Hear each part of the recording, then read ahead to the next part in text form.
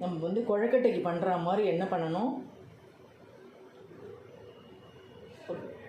ஒரு கிண்ணம் ஷேப்பில் இந்த மாதிரி பண்ணிக்கணும். இதை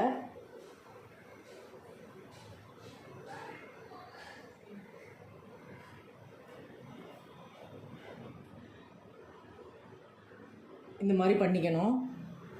பண்ணிட்டு நம்ம இந்த மசாலா வச்சோம் இல்லையா, அதை வந்து உள்ளே வச்சுக்கணும். உள்ளே வச்சுட்டு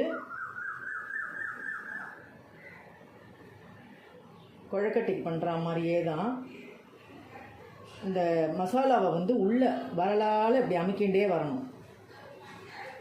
அமைக்கிட்டு அதுக்கப்புறம் நம்ம வந்து